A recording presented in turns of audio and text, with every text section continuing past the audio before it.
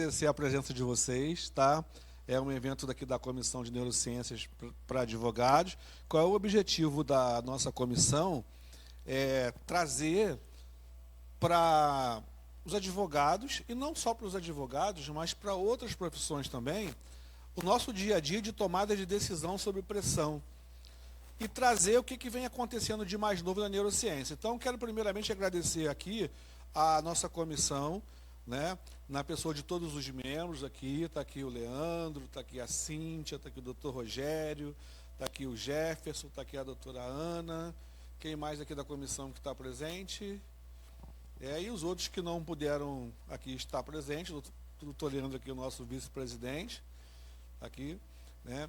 Então, eu quero agradecer aqui a todos vocês pela presença, e é um tema que a gente tem que difundir, é um tema que a gente precisa falar, e a gente está acostumado nos eventos da comissão trazer advogados, juízes, desembargadores e promotores, mas a gente tem trazido médicos, neurocientistas, especialistas em comportamento, para que possa trazer para a gente o quê? A realidade do que vem acontecendo no dia a dia. Não somente dos advogados, mas de outras pessoas que no dia a dia sofrem com esse avanço das síndromes que vêm se multiplicando, dessa proliferação de remédios que a gente vem consumindo a cada dia, e a automedicação. E hoje em dia tem um fenômeno, né? Todo mundo hoje se auto-intitula, eu sou TDAH, eu sou isso, eu sou aquilo. Então, a gente tem que ter um pouco de cuidado, sabe? Então, a gente vem trazendo palavras de especialista, e a gente convidou o doutor Vitor, né? Que aceitou com muito carinho estar aqui nessa noite com a gente, batendo esse papo. Então, a gente vai ter aqui a palavra do doutor Vitor, mais tarde aqui o Jefferson vai bater um papo com a gente também. Eu agradeço, queria uma salva de palmas para o doutor Vitor, que vai abrilhantar a gente para essa noite. Doutor? Muito obrigado. A presença de todos, a disponibilidade de todos de estar aqui para compartilhar esse momento. E eu gostaria de iniciar a nossa conversa fazendo um preâmbulo que eu acho muito importante, até porque eu vejo tudo na vida como tendo uma visão histórica e antropológica de tudo, mesmo que seja a coisa mais científica, mais cartesiana possível. Eu acho que um olhar histórico é muito importante. Desde o final dos anos 60 para cá, uma coisa fundamental tem ocorrido na medicina, na saúde da humanidade. Nós, enquanto humanidade, enquanto espécie humana, nós vencemos as grandes calamidades epidêmicas, as grandes catástrofes que atormentavam a humanidade, como a tuberculose, tal. Não que elas não existam, existem, até porque eu trabalho também com doenças infectoparasitárias, tá? E elas ainda são uma calamidade, mas primordialmente, né, esse movimento começou no primeiro mundo, tá? Mas na nossa realidade, né, até porque a gente tem que ter noção da nossa posição, né, dentro da nossa sociedade, nós, enquanto privilegiados que somos dentro da sociedade brasileira, e enquanto sociedade visão de América Latina, nós temos uma posição privilegiada, tá? Nós vencemos os grandes desafios que atormentavam a saúde humana. Só que, logo depois disso, começaram a surgir a segunda onda, que começou justamente na década de 60. As doenças cardiovasculares e os transtornos oncológicos. E, imediatamente a isso, tá, na década de 70, começou já a ser notado, epidemiologicamente falando, os transtornos psiquiátricos, neuropsiquiátricos e neurodegenerativos, e que foram crescendo a tal ponto que virou um assunto econômico importante, a ponto de chamar a atenção dos laboratórios para cada vez mais serem incentivados pesquisas nesse campo. E cada vez mais a gente teve uma mudança paradigmática na visão da psiquiatria. Tá? Eu tive o privilégio, tá? A enorme sorte, mais uma vez eu repito, histórica de viver esse momento, porque eu me formei em 1992 e eu estava justamente presenciando essa fase, esse turning point que houve muito importante, em que a psiquiatria estava saindo dessa fase meio não muito médica, não muito científica, muito desvalorizada, para cada vez ter uma maior valorização. E os paradigmas de diagnóstico e tratamento mudaram muito na virada dos anos 80 e 90. E ao longo dos anos 90, a gente viu que, fazendo uma retrospectiva, que muitas das coisas que fazíamos em termos de diagnóstico a nível ambulatorial, a gente cometia inúmeros equívocos e muitas coisas foram mudadas. E, epidemiologicamente falando, no transcorrer já da década de 80, as síndromes depressivas ansiosas já haviam adquirido um peso econômico de quase tragédia em alguns pontos do mundo. Tá? E cada vez mais começou um incentivo enorme a uma pesquisa para fármacos e formas cada vez mais eficientes e cada vez mais incisivas de atuar em cima disso. Tá? Nós chegamos a um ponto no final dos anos 90 em que chegou-se a quase que uma espécie de categorização tão grande da psiquiatria, em que quase o diagnóstico em psiquiatria virou um checkpoint de você tem isso, você tem aquilo, você tem aquilo, você tem aquilo.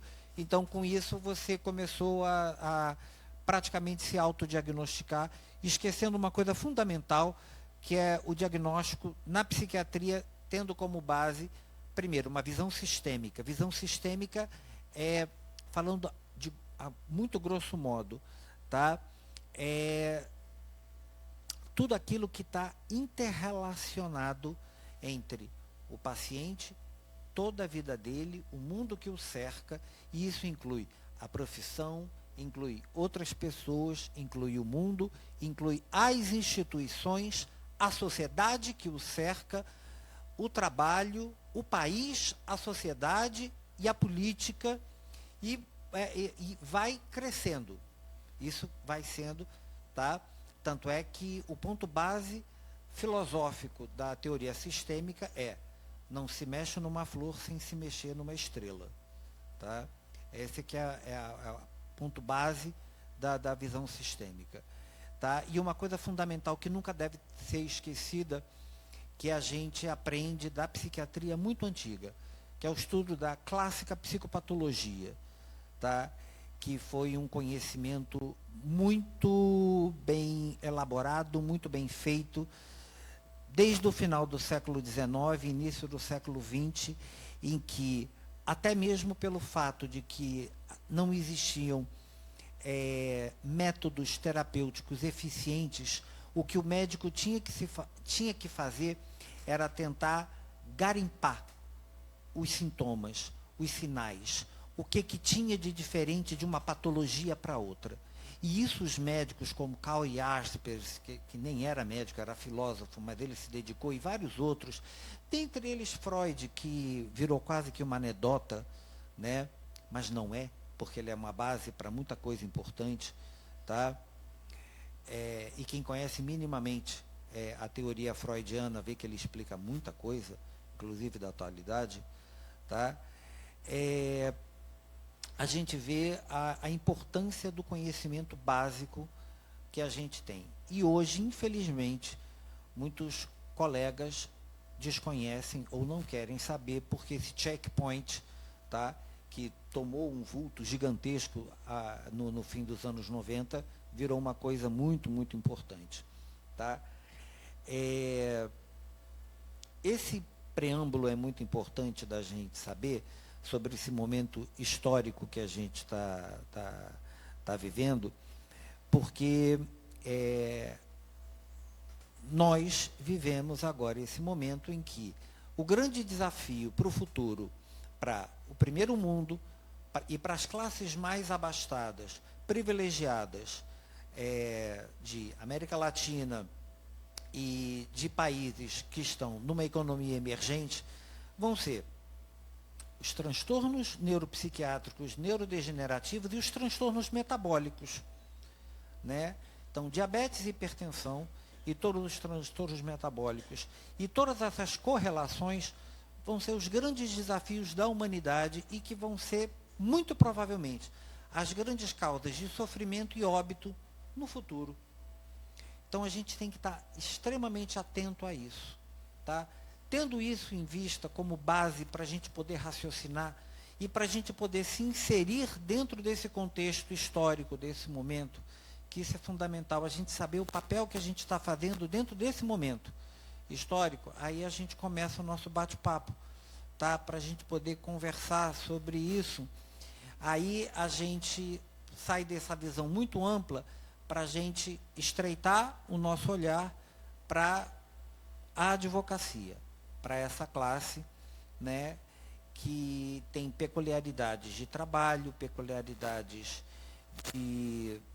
da lida diária, desde a faculdade até o ingresso na OAB e vai por aí afora, né? Então, vamos lá. Pode passar o primeiro, por favor. Tá? O início da carreira, né, do advogado, né, traz uma série de expectativas, né? Nessa fase de aprovação da OAB, dos concursos e das grandes pressões, uma coisa que aparece é interessante que na bibliografia que eu pesquisei para poder fazer a aula, não é citado, porque é quase que um tema proibido, o uso dos psicoestimulantes que muitos advogados usam para poder passar na prova da OAB. Né? Isso é quase que um tema tabu de falar sobre isso. Mas isso existe, tá? E isso é uma causa de inúmeros problemas, não só em emergência psiquiátrica, mas em emergência clínica, tá? De chegar quadros de psicose, isso quer dizer ruptura total com a realidade, tá? E quadros graves de ansiedade, quadros... E todo mundo se intitulando TDAH, mas no fundo é a ansiedade e a cobrança absurda de querer passar para o concurso. É muito interessante que parece que, em vez de ter um estímulo desde o tempo da faculdade, de um estudo sedimentar, de um estudo que cada vez mais vai se somando, há uma cobrança para que tudo venha de uma vez e aí é cobrado desse recém-formado que ele faça tudo de uma vez só, né? Isso vai começar a acontecer também na medicina, porque a medicina também vai passar a ter um revalida que não é tal e qual a prova da OAB, mas as faculdades de medicina vão passar a fazer isso também. Então, se isso não for muito bem elaborado, isso vai provocar problemas, mas a gente já tem esse problema que aparece e é muito comum de aparecer nos consultórios de psiquiatria, tá? De neurologia também, tá? E muitas vezes no consultório do clínico ou então do médico amigo da família, e e por aí vai. Né? E aí a gente vê as prescriçõezinhas de receita amarela, que é um enorme controle, sendo vendidas a peso de ouro para os estudantes de advocacia e para os advogados recém-formados. Né? E eu gostaria de esclarecer que, assim, Ritalina e seus derivados, que são vários, fazem parte de um grupo de medicações que a gente tem que tomar extremado cuidado, porque elas nada mais, nada menos são do que anfetaminas, tá? Então, como toda anfetamina, traz um risco enorme, tá? Ritalina e derivados, elas não curam nada, tá? Elas têm um efeito clínico maravilhoso, tá? Você realmente rende mais, você realmente produz mais, você realmente tem mais atenção, mas parou de tomar, você volta a ser exatamente como era quando você não tomava. Ela não modifica absolutamente nada. Ela não tem um propósito, tá? Que é quando um neurocientista, um laboratório propõe o uso de ou a produção, a criação de um antidepressivo, o antidepressivo tem como propósito, desde que usado na dose certa, pelo tempo certo, isso é muito importante, tá? Até porque dentro da nossa cultura brasileira adora isso, né? Usar remédio pelo tempo errado, na dose errada, né? Porque brasileiro adora modificar, obedecer médico aqui parece que, acho que deve estar em algum artigo da Constituição brasileira, nunca obedeça o médico, né? Com certeza deve estar em alguma lei, porque é quase que impossível, né? Siga a prescrição, siga a dose certa, não segue. Mas, tirando essa reclamação minha, a questão muito importante é que o antidepressivo, quando bem prescrito, na dose correta para aquele paciente, da forma correta para aquela pessoa, de uma forma individualizada para aquela pessoa, ele, com o tempo, ele corrige.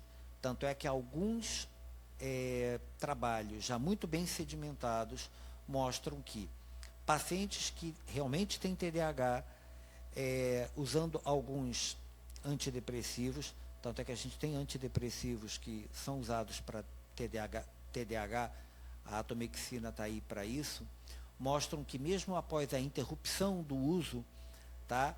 Após alguns anos de interrupção de uso, a pessoa não volta a ser como era, tá?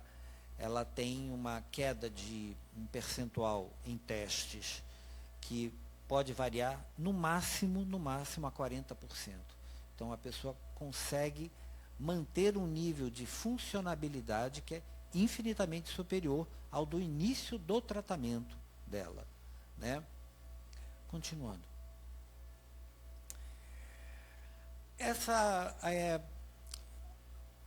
Depois de passar dessa fase inicial, né, aí começa a questão da inserção no mercado de trabalho, né, a questão da busca pelos concursos, e aí vocês sabem disso o tanto quanto, e aí mais ou menos é meio que uma repetição do que a gente vê dentro do problema do concurso da OAB. Doutor, vamos lá para a gente. Pois não. Desculpa, é só fazer uma... Aqui hoje nós temos também uma plateia mista de advogados e alguns não advogados e outros advogados que não exercem, mas que estão empreendendo. Creio que a gente, por questões também acadêmicas, né, às vezes a gente escolhe uma profissão, mas creio que serve para tantos outros que estão aqui também, né? Não, claro. Isso daí a gente vê isso abrange inúmeras outras coisas. Perfeito. Óbvio que isso pode ser aplicado para toda e qualquer profissão, mas existem algumas peculiaridades na questão da vida jurídica, tá? Ah, sim. Em que, especificamente, eu ia tocar um pouquinho mais à frente, mas eu posso falar agora. É a questão da rigidez institucional com a qual o advogado tem que lidar. Tá? E essa rigidez institucional com a qual ele tem que lidar, porque ele lida com estruturas monolíticas que são cercadas por uma hierarquia extremamente rígida, no qual um diálogo mais tranquilo ou relaxado é absolutamente impossível, tá? E que pessoas que são cercadas por uma autoridade, tá? E não permitem não só essa troca, como cobram do advogado um desempenho, tá? Que essa cobrança, que cobram um desempenho muito acima da média, um trabalho que é chamado de overcommitment, que é extremamente comprometido, que é quase que assemelhado a uma coisa não humana, tá? E é sempre uma cobrança de uma perfeição, como se essas instituições, essas pessoas, assim o fossem, de tão perfeitas. Isso nada mais é do que o espelho de um narcisismo dessas instituições.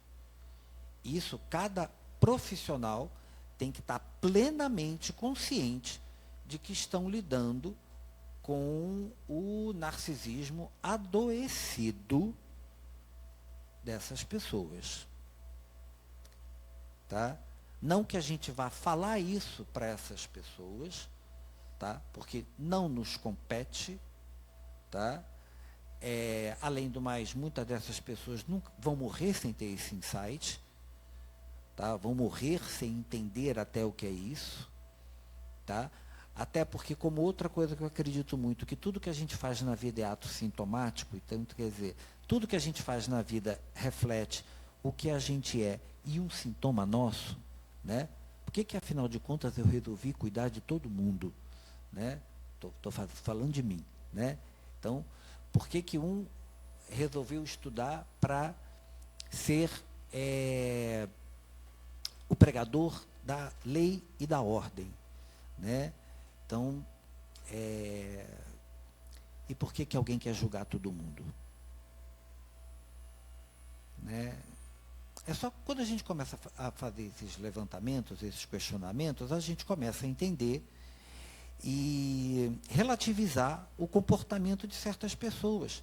E muitas vezes o comportamento completamente adoecido e de cobranças que absolutamente não tem nem pé nem cabeça. Só que o problema é que, isso é até uma das coisas que eu fiz nessa apostilinha, né, que é uma das coisas que me salva eu ter tracinhos obsessivos, que eu sou meio TDAH mesmo. Tá? Mas o que me salvou foi a educação alemã, entendeu? Eu não tenho a menor vergonha de falar de mim mesmo. Então,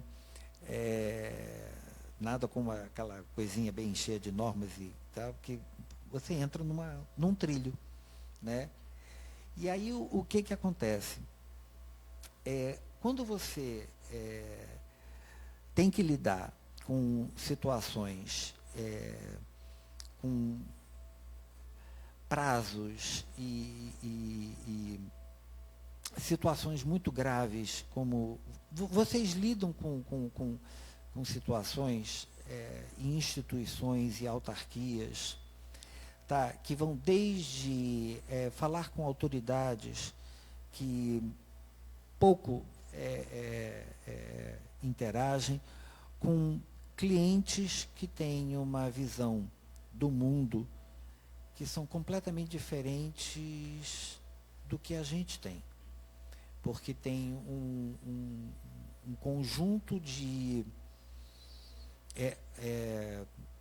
não é uma questão de se sentir melhor ou pior, mas é porque eles têm uma formação e uma identificação do que é o certo e do que é o errado, tá? Que é muito diferente por inúmeros fatores, que vão desde fatores sociais a fatores de carência e fatores também de uma não filtragem do que é a sociedade de consumo, né? Porque a sociedade capitalista de consumo, ela não é filtrada para as pessoas de baixa renda. Porque uma coisa é você estar num país que estimula o consumo, mas isso é ensinado ou falado que, olha, você pode ser feliz com isso, mas você também pode ser feliz com aquilo. E você não necessariamente é mais feliz por conta disso ou por conta daquilo outro. Tá? Isso não é dito, não é falado.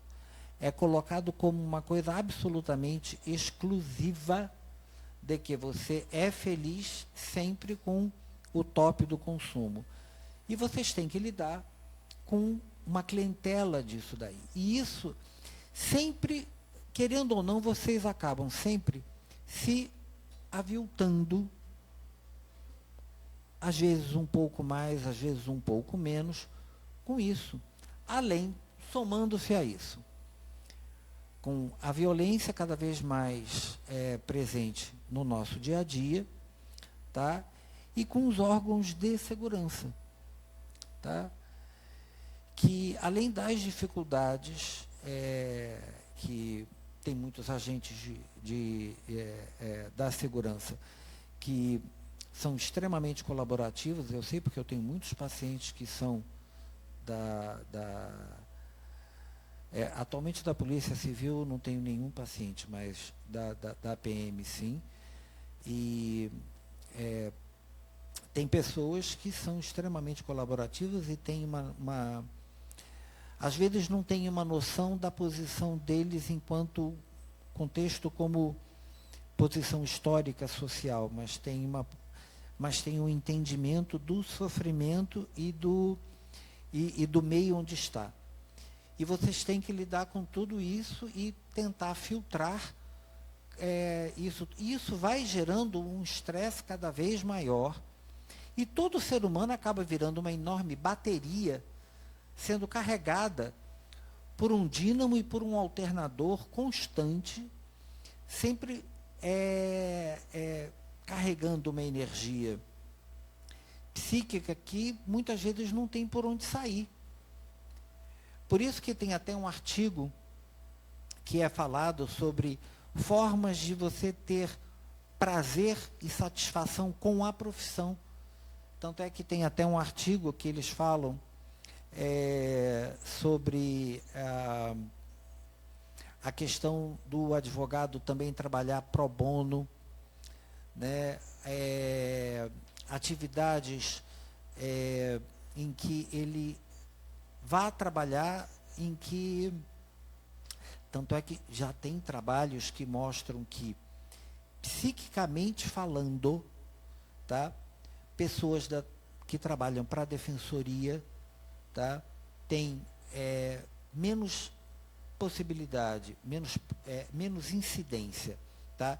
Existe uma coisa chamada, em epidemiologia, incidência e prevalência. Tá? Incidência é o número de casos novos, prevalência é o número total de casos. Tá? A incidência de depressão, síndromes depressivas ansiosas, tá? Em defensores públicos é menor do que na promotoria, tá? Mas a síndrome de burnout é maior, tá? Que é o esgotamento, tá? Que é o esgotamento total, é querer largar tudo e sair, eu desisto, né?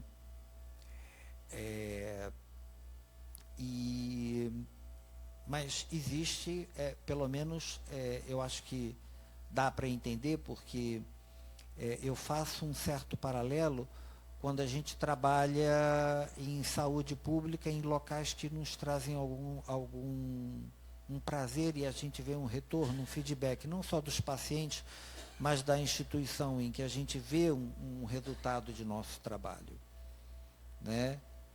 Então, a gente vai tendo uma melhora disso. Tá? Falando de uma forma mais informal, o que tem acontecido muito é que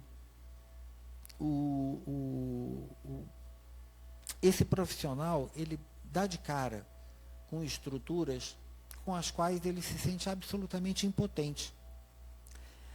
E essa impotência, ele tem que aprender a lidar de uma forma terapêutica, ele tem que lidar de uma forma interna, externa, e aprender a entender uma coisa: tem coisas que ele não vai mudar. Principalmente o quê? Essas estruturas monolíticas, aí eu estou falando das enormes autarquias, e algumas estruturas, tais quais a nossa estrutura social, tá? Que é a gente tem que entender, aí falando da sociedade brasileira, né? A nossa sociedade, como ela é, como ela funciona, e como o povo vê a si mesmo, e como o povo vê os fenômenos, né? Porque a transgressão é meio que normatizado no Brasil, né? Então, o advogado é aquele agente da não transgressão, né? E essa pessoa nunca vai ser lá muito bem vista, né, gente? Né? Uma pessoa que é assim como é o policial. Então, para uma enorme maioria da população, o advogado é aquele que, no máximo, ele vai ser considerado um aliado meu, para, se eu quiser, ganhar alguma coisa a meu favor. Tá? Ou então, quando eu sou roubado de alguma forma, ou quando eu sou prejudicado de alguma forma. Tirando isso, para que eu preciso de advogado? Essa que é a visão que a gente tem da nossa sociedade. Enquanto no primeiro mundo, tá? Nem falo tanto da vida norte-americana, mas quando você vai na Europa, a vida jurídica, ela tem uma proximidade com, primeiro de tudo, uma coisa impressionante, com a vida médica, tá? Porque o National Healthcare da Sagrada Coroa Britânica, né? Eu gosto de brincar muito com isso, porque o nosso SUS é baseado, ele anda colado com o sistema jurídico, né? Apesar do sistema jurídico britânico ser extremamente conservador, né? E ser extremamente, em alguns pontos, até considerado como o sistema jurídico mais vagaroso da Europa todo, né? Mas para as questões de saúde, ele é extremamente rápido. Então, essa questão da vivência jurídica, ela é muito afastada da nossa sociedade. Tá? Em muitos aspectos, tá? Enquanto vários profissionais fazem parte do ideário, do cotidiano da sociedade brasileira, tá? Dentre algumas profissões que são considerados os aleijões, os leprosos da sociedade, está o advogado. E eu acho que é interessante vocês terem um pouquinho de ideia disso. Tá? Isso não é uma crítica, pelo amor de Deus, gente. Isso é uma contextualização. Tá? É até uma visão de fora de quem não é advogado, de quem não tem a menor experiência jurídica, tá? De quem não sabe absolutamente nada de lei, tá?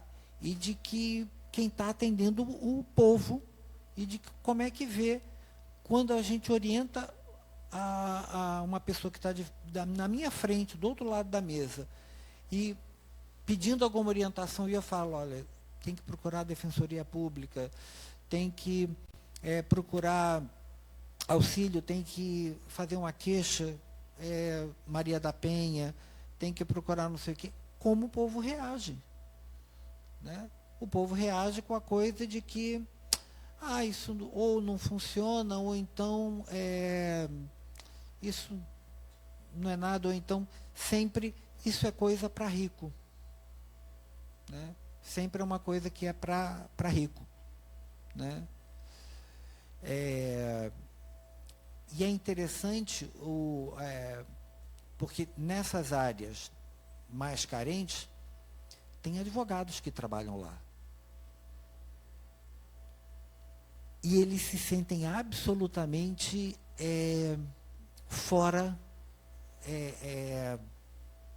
não inseridos naquele meio.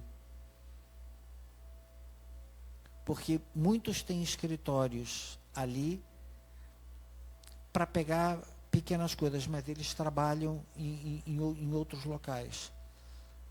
Porque a advocacia ainda não é uma coisa da realidade do nosso povo. Entendeu? Eu não sei se vocês têm essa mesma percepção, mas eu, como profissional de saúde, tenho essa percepção bem clara. Entendeu? Bom, voltando a falar um pouquinho dessa questão Eu não sei se vocês querem tirar alguma dúvida ou falar ou perguntar alguma coisa sobre o que vocês veem sobre saúde mental, mas, por favor, o que tiver, por favor.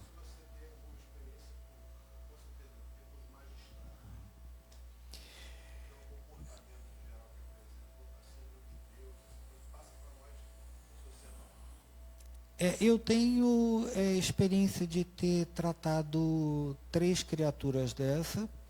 Já está dando para perceber que, pelo meu tom, né, a minha... Né, e eu tenho a felicidade de ter uma prima de 1º grau que é uma dessas criaturas também. Né? Então, assim, como eu sou esse abençoado, né, eu continuo falando, tudo é ato sintomático. Né? É muito complicado. É muito complicado. Porque a capacidade de insight, capacidade de se ver, principalmente assim, a avaliação de próprios... eu nem chegaria a ousar falar palavras erros, mas falar assim, de que eu posso rever algumas posições na minha vida pessoal, tá? É praticamente zero. Uma questão que eu fala sobre algumas características de, por exemplo, médicos cirurgiões. E eu acredito que também tem essa questão nos magistrados, que é a psicopatia. Isso procede ou não? Não é bem... porque assim... porque quando se fala em psicopatia, a gente já pensa logo em transtorno de personalidade antissocial. Tá? Não é bem um transtorno de personalidade antissocial. Tá? É primordialmente, antes de mais nada, transtorno de personalidade narcísica. Tá? E o transtorno de personalidade narcísica, a frase básica que vem na frente deles é: como ousa? Como você ousa me questionar? Como você ousa, tá, me colocar em algum questionamento ou me transformar em alguma figura menos do que notável, ou que seja menos brilhante, ou que eu tenha algum defeito, porque eles fazem de tudo para parecer, além de perfeitos, tem uma capacidade de manipulação tamanha para que ele fique sempre muito bem na foto. Mesmo que ele tenha feito a coisa mais horrenda com você, você vai acabar, por incrível que pareça, no final das contas você vai falar, gente, é mesmo, eu estou errado. Gente, nossa, sabe? E é uma coisa impressionante isso. Sabe? Algumas atividades humanas atraem certos tipos de pessoa, né? Assim como para cada pé existe um sapato, né? Existe uma profissão para cada tipo de criatura, né? E eu acho que é bem isso. E é muito frustrante, eu creio que seja absolutamente frustrante esse tipo de coisa. Ainda mais numa sociedade como a nossa, aonde privilegiados têm sempre mais privilégios e buscam mais privilégios e querem mais privilégios e são herméticos a questionarem os próprios privilégios, né? Então, como é que fica? E aí, se a gente vai tentar argumentar qualquer coisa sobre uma pessoa que não seja privilegiada ou que então que esteja de qualquer forma fora do padrão olímpico que eles tenham na cabeça, olímpico que eu falo do ideário grego de perfeição, então nada vai ter como argumentar com essas pessoas, né? Porque aí fica muito mais agravado dentro dessa perspectiva da nossa sociedade, né? E aí é complicado. Teve um caso que eu nunca vou me esquecer, que eu abandonei o caso, eu larguei porque para mim era intragável. Para mim era impossível, eu não conseguia mais chegar perto. Me fazia mal.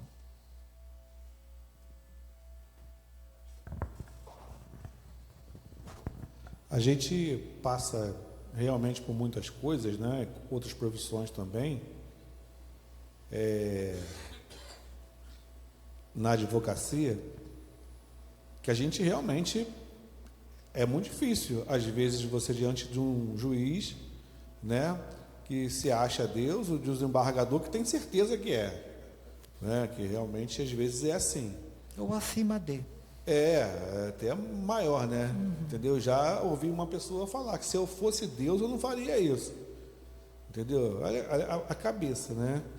E até de casos, né, que o juiz ele destitui o advogado na hora da audiência. Ele chega ao ponto de dizer que aquele advogado não pode advogar para aquele cliente que escolheu, sabe?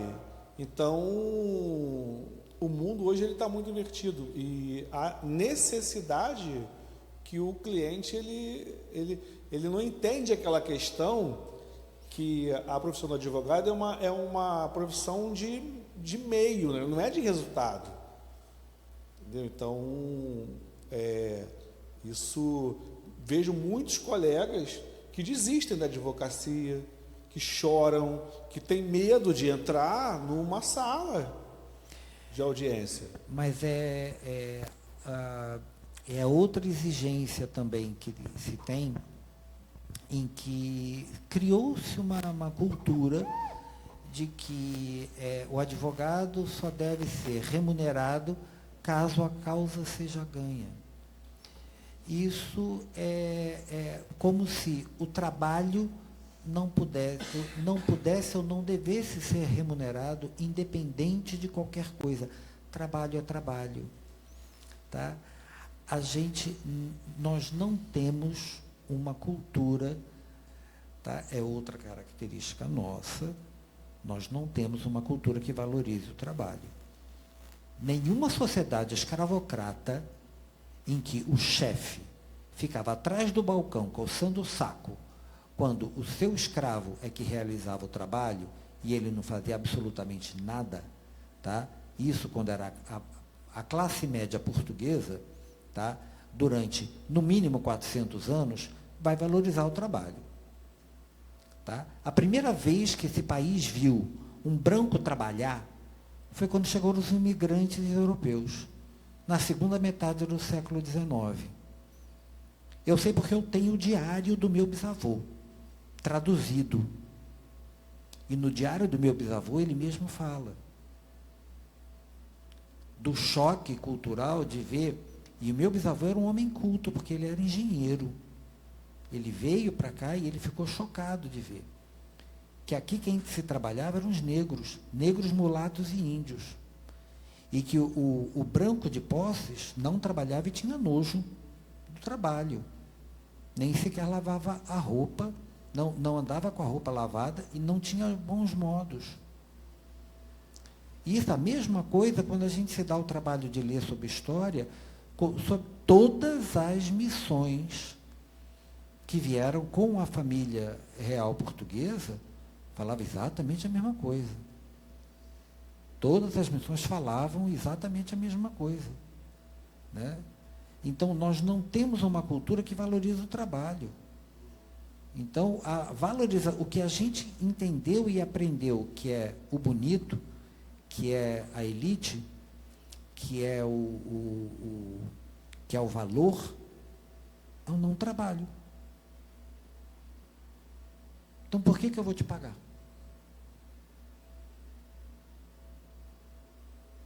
Isso é história. Isso ultrapassa a barreira da medicina. Isso ultrapassa a barreira da advocacia. Isso ultrapassa a barreira da lei. Isso é a formação de um povo. Formação do Estado brasileiro.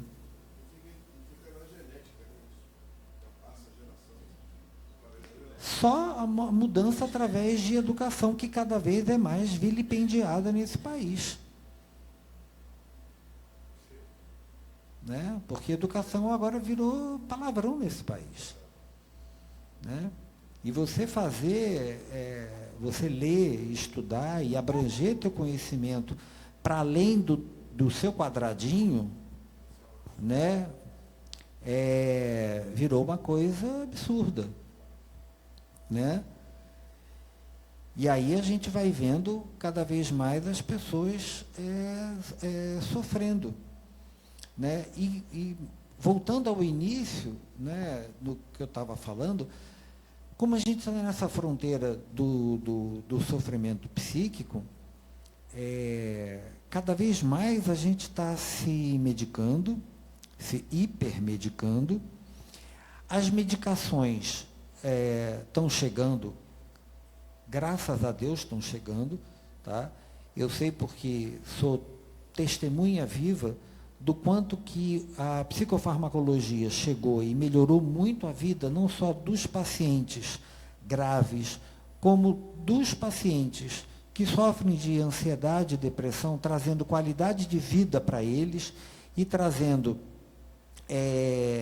um tratamento de qualidade, sem prejuízo, em várias funções de vida que antes havia, devido Só para vocês terem uma ideia, gente, na década de 70, você tratar uma depressão com ansiedade, não chegava a 60% dos pacientes que toleravam as medicações, devido aos graves efeitos colaterais. Então, 40% das pessoas, tá, da prevalência naquela época, tá, isso é estatística de 1978 da Sociedade Norte-Americana de Psiquiatria. Tá? Não toleravam as medicações e abandonavam e ficavam crônicas em 1978. Tá?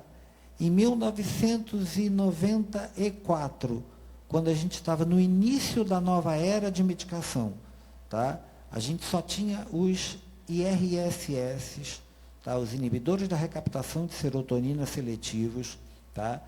Em 1994, o que a gente tinha exatamente no mercado era fluoxetina, paroxetina, sertralina e citalopram estava sendo lançado no final de 94, tá? Então ele não entrou no estudo, tá? A gente já tinha um percentual de pacientes conseguindo tolerar o tratamento que ultrapassava os 87%. Então, a gente teve já um convite para pessoas se tratarem e terem uma qualidade de vida muito maior. E hoje é muito maior. Só que o que acontece? O índice de rejeição ao tratamento aumentou muito, e aí esse percentual, que quase beirou os 90%, caiu. Por quê? Começou a haver a polifarmácia, né? Que é outro equívoco do médico. Por quê? Devido à falta do critério diagnóstico, e é critério por checkpoint, checklist, tá? E as pessoas vão fazendo diagnóstico. Eu tenho isso. Eu tenho isso. Eu tenho unha encravada. Eu tenho cabelo branco. Eu tenho isso. E vai com isso, daí as pessoas vão medicando sem critério. E aí começam a existir inúmeros erros nas prescrições. Aí você vê prescrição aí com 3, 4 medicações da exata mesma família química. Isso é um equívoco grave, entendeu? E o uso abusivo de medicação, que é uma coisa extremamente comum.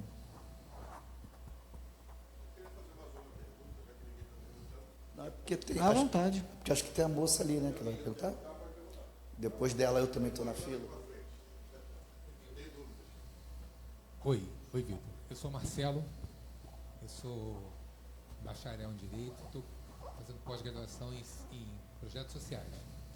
E eu sou um caso, então até dizer para você que eu estou extremamente comovido com o seu discurso, porque você falou de maneira irretocável todos os itens que passam dos profissionais que atuam com pessoas. E também 85% dos magistrados que nós temos hoje aqui no Brasil, eles são de classes melhores favorecidas. E por isso não sabem exatamente a linguagem que a pessoa menos favorecida fala. Mas não fazem ideia. Não fazem ideia. Então, eu trabalho como presidente do Conselho Tutelar de Itaguaí e fiz a faculdade de Direito para focar em responsabilidade social. Na minha cidade tem muitas empresas de grande porte e tal. E a nossa dificuldade é justamente isso, a falta de diálogo, a falta do palavrear, do linguajar, o juridiquês que eles falam entre eles e entre os advogados e entre as pessoas que são do povo, que querem acessá-los, deixa a coisa mais grave ainda, porque o elevado investimento emocional que um estudante de direito passa e depois a cobrança que ele tem para ser aceito, para ser aprovado, e com a repercussão que dá quando você entra Eu sou o exemplo do burnout. Hoje eu estou licenciado da minha função por burnout. Burnout causado pela promotora da infância da minha cidade. Então, pelas atitudes dela, né? Pela maneira com que ela trata as pessoas. Então, acho importante esse tipo tirando brincadeiras à parte, né? Mas a gente até duvida um pouquinho se promotor a gente pode colocar dentro da espécie humana, né? Pois é, então. Eu acho que é importante essa discussão, até para que a gente uma característica horrível minha, que eu tenho um humor muito ácido, então vocês me perdoem. Mas está certo. Então é isso, a discussão é importante para que seja colocado em pauta da onde vêm esses superpoderes, né? Porque é uma coisa que dificulta bastante a nossa conversa. Porque é uma briga, é como se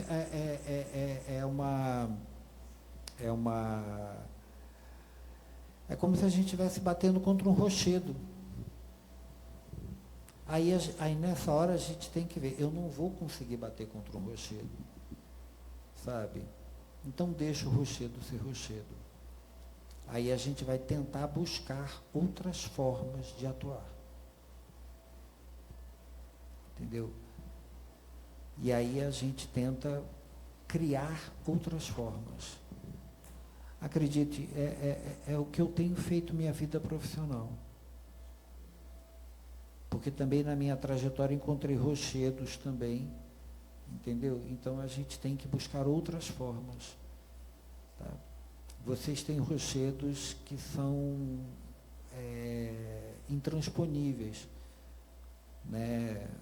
Por isso que uma das coisas que eu escrevi no texto, até faço questão que você fique para depois dar uma lidinha.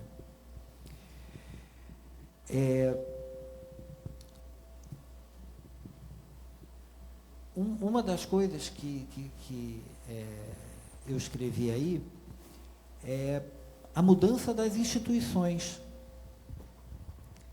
Sabe? Agora, como é que a gente vai mudar uma instituição que é monolítica? Né?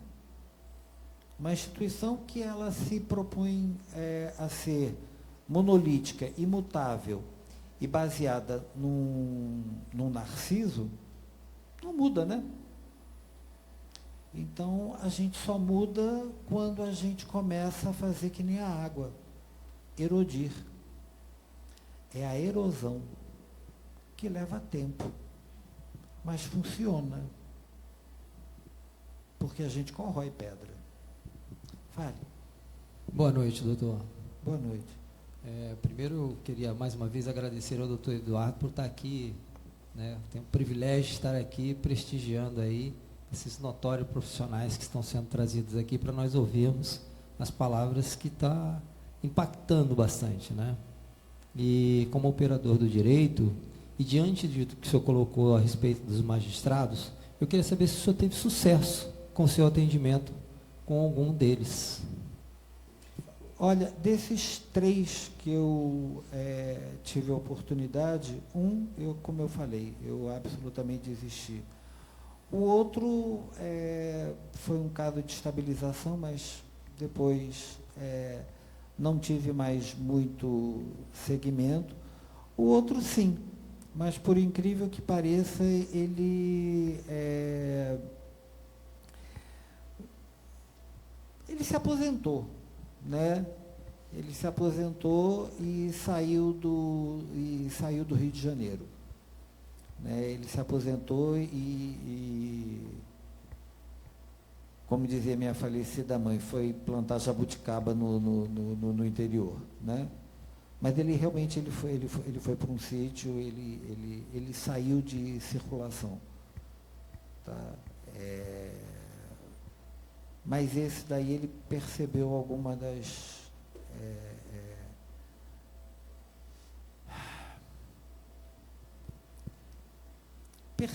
das coisas que estavam faltando, não só na vida dele, mas primordialmente os prejuízos na vida de filhos e netos.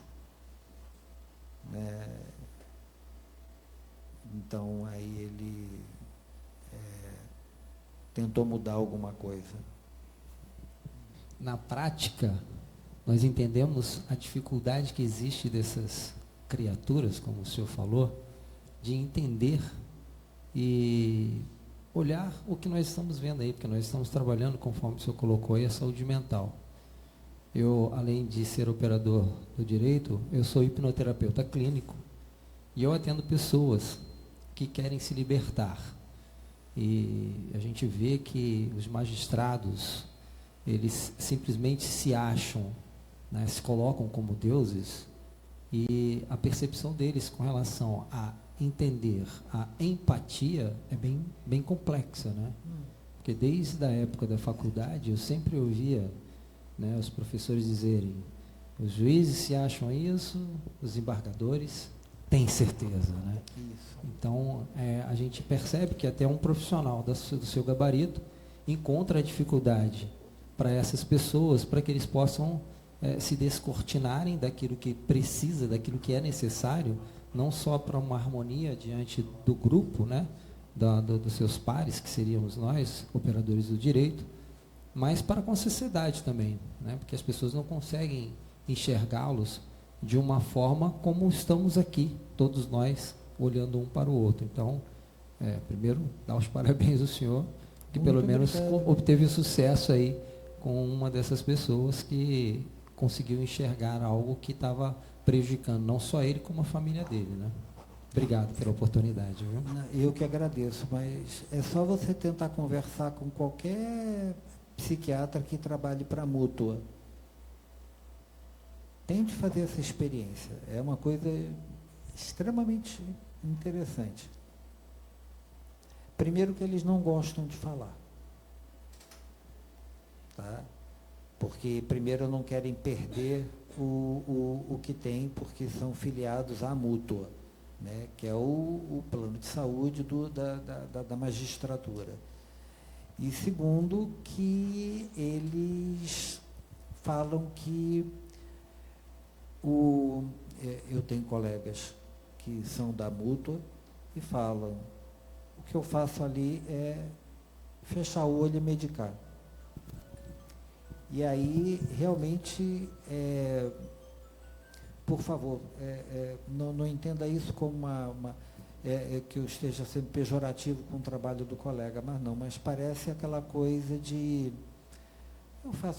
não é fazer de qualquer jeito, mas parece aquela coisa, eu fecho o olho e vamos fazer o que for possível, entendeu? Então pronto. Né? Mas é basicamente isso.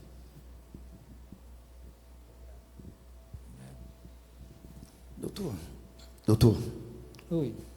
boa noite. Boa noite. Aproveitando que já estamos nesse assunto, comportamento, já foi falado até de genética, já foi trazido isso aqui.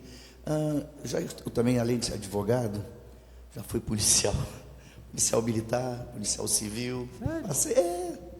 Já com 50 anos, agora é advogado, criminalista. E também sou teólogo e pastor. Na teologia a gente estudou sobre comportamento, e essa vai ser a minha pergunta, pelo menos três teorias, e aí claro que o senhor quem vai dizer e confirmar, mas pelo menos 3 grandes teorias tentaram explicar o comportamento humano. A primeira geneticista, né, com Franz Crick, que pegou um trabalho já de Pavlov e desenvolveu ali a genética, né, e vai dizer, olha, o indivíduo já veio no DNA do camarada. Se o pai dele era um semideus ou Deus, ele também vai ter essa genética.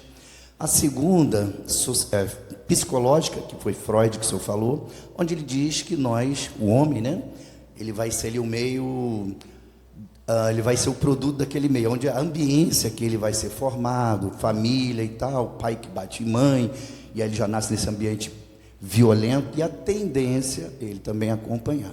E a terceira, social, que é de Karl Marx, do capitalismo, que diz que o homem, ele é o produto do céu, onde ele vive. Então, um camarada que vem da pobreza, da favela, só tem 2 camaradas aqui que já mostraram que não é bem isso. Um veio da palafita, outro veio da Cidade de Deus, e não foi isso aí que a gente viu. Veio coisa boa de lá. Mas, enfim, essas 3 teorias, elas estancaram aí, ou existe alguma teoria nova, que aí, de repente, eu não conheço, e por isso a minha pergunta, que tenha surgido nesses últimos anos, que essa aqui, pelo menos, a gente vai botar de 150 anos para cá, que é a mais antiga, é a geneticista, mas surgiu alguma outra nova que explique esses comportamentos, da onde vem essas taras, da onde vem essas indiciocracias dos homens, enfim, de onde vem isso? Parou aí, estancou, ou tem alguma nova que o senhor pode trazer para a gente? Obrigado. Isso é um tema extremamente interessante, tá? E a gente tem que tomar alguns cuidados. Primeiro que as teorias genéticas, elas são um campo fértil para as teorias racistas e as teorias eugênicas, e a gente tem que tomar o máximo de cuidado com isso. Tá? Existe, sim, um componente genético no comportamento humano. Tá? Ele tem um poder de determinação? Tem. Tá? Mas ele não é uma coisa preponderante. A gente a gente não pode ter uma visão, tá? Como o pessoal na década de 30, na década de 20, tá? Os higienistas faziam, que através de medidas craniométricas você iria dizer sobre o perfil criminológico de um ser humano. Isso. nada lombrosiano, pelo amor de Deus. Tá? Agora, também a gente não pode cair na visão que eu diria quase que romântica que teve na década de 60, de falar que tudo é meio, tudo é fruto do meio, e que o meio se você proporcionar tudo de bom para aquele ser humano, ele vai dar ótimos frutos, porque também não é bem assim. Tá? Porque a gente sabe que, mesmo em ambientes em que tem todas as possibilidades, a gente não consegue obter os melhores resultados. A coisa, na realidade, é muito mais complexa do que isso. Tá? Primeiro porque essas teorias elas se complementam. Tá? E tem um outro fator que você não colocou, que é a questão dos interesses que a sociedade tem, tá? Os interesses macro e micro, econômicos e sociais, que aquela sociedade, que aquele sistema produtivo tem em cima daqueles indivíduos. Tá? A gente gosta muito de falar que o sistema educacional norte-americano é um sistema ruim, falido, deficitário, que faz com que os americanos não consigam identificar aonde fica nenhum país da América Latina, não sei o quê, mas isso tem um objetivo para eles. Tá? A sociedade norte-americana não quer que nenhum americano médio ou de uma classe média baixa, tá? A classe média alta também, desde que não seja muito poderosa. Tá? Tenha muita noção do que seja o mundo fora dos Estados Unidos. Tá? Porque o que é interessante é que o umbigo deles esteja voltado para dentro dos Estados Unidos, para que o olhar deles, tá? O olhar de consumo e o olhar de produção deles esteja voltado para dentro dos Estados Unidos. Sabe? Não é só um protecionismo econômico, é um protecionismo cultural, tá? E uma forma de não acreditar no valor cultural e no valor de autodeterminação de outros povos. A partir do momento, porque eles gostam muito de apontar, falar do quanto o nazismo foi terrível, e foi, mas um povo que acredita numa teoria que diz que eles têm uma determinação sagrada de que eles vão ser um povo abençoado e de que eles vão crescer, e que essa teoria vem desde o século XIX, sendo disseminada em todos os colégios, sabe? Pelo amor de Deus, gente. Da onde vem isso?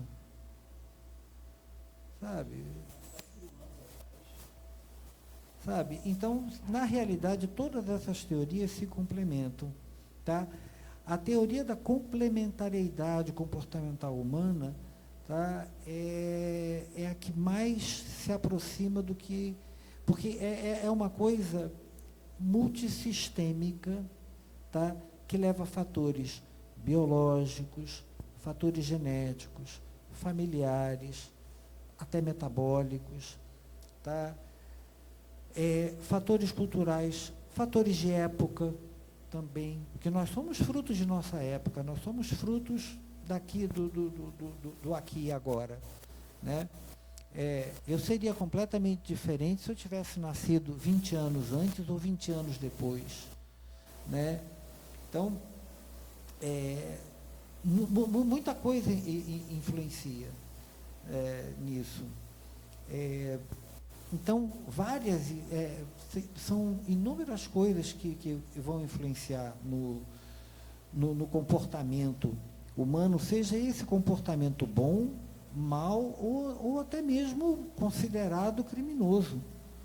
Tá? Eu sei que a polícia, ela lida com o pior do ser humano. Por isso que, às vezes, eu tenho profunda empatia com o policial, porque ele lida, literalmente, vendo o pior do ser humano na sua expressão maior e total. Na rua, no seu maior potencial agressivo, no seu maior potencial de desrespeito com o próximo, no seu maior potencial de desrespeito para com o Estado, para com a propriedade privada, com a propriedade pública, para com tudo. Então, muitos acabam criando uma espécie de asco para com o ser humano absurdo. E quando não criam asco, cria, sabe o quê? Um estado eterno de depressão e de descrença e de isolamento. Tanto é que ambulatório de psicologia, de psiquiatria da Polícia Militar é uma coisa impressionante. E uma coisa, né, verdade seja dita, isso daí aí é explicado por neuroanatomia, né? As mulheres têm um circuito que liga o sistema límbico, que é o sistema emocional, com o córtex frontal e com a área de Broca, que é a área de fala, tá? O homem não tem isso. Então, a gente primeiro, para falar, a gente primeiro passa pelo nosso, a gente tem um juiz dentro da cabeça, que é o nosso lobo frontal, que é o que regula a nossa fala, que é o que modula, que é o que vai julgar o que a gente vai falar, é o que vai dizer, falo ou não falo. Tá? A mulher não, tem essa ligação mais direta. Então, o homem somatiza muito mais, porque a gente sente, não fala, então a gente impereba.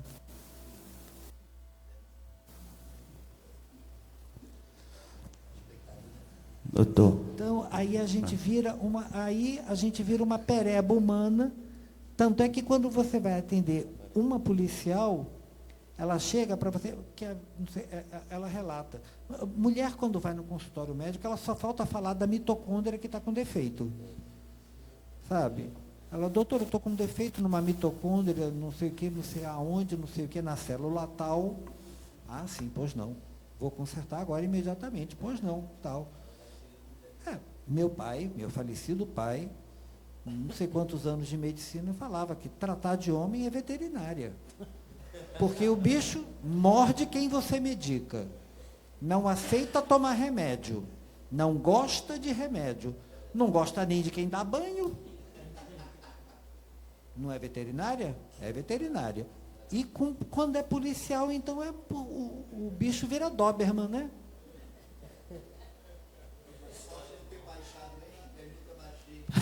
Deixa ele o Rogério. Doutor, boa noite. O meu padrinho era ortopedista do HCPM.